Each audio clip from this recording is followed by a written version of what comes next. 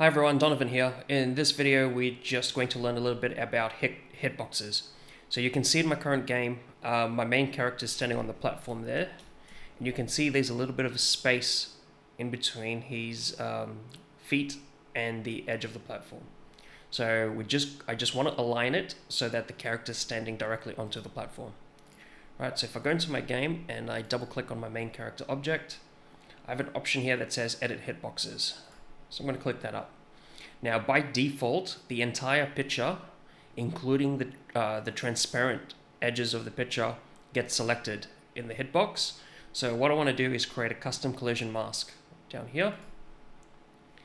And you can see it comes up with a polygon and an X and Y.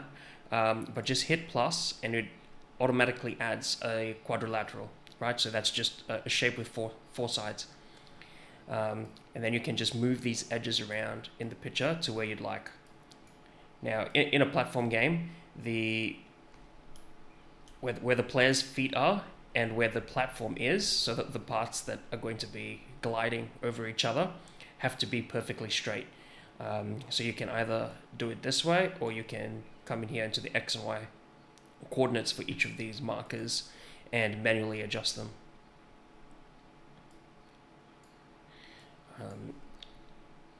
You can also create more points just by clicking on the plus down here. But I'm going to delete that.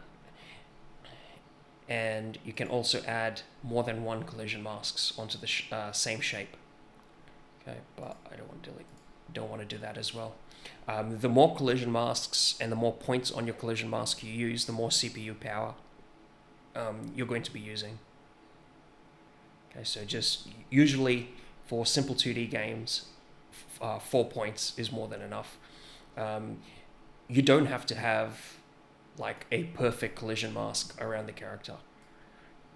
As long as the feet is nice and straight, everything's fine. I hit apply, and now if I press play, you can see I'm standing closer to the end of my platform. Usually in a platform game, you want the collision mask to be slightly above the feet, so the feet stands just over the platform. Okay, that's it for this video. In the next video, we'll talk about layers and Z orders.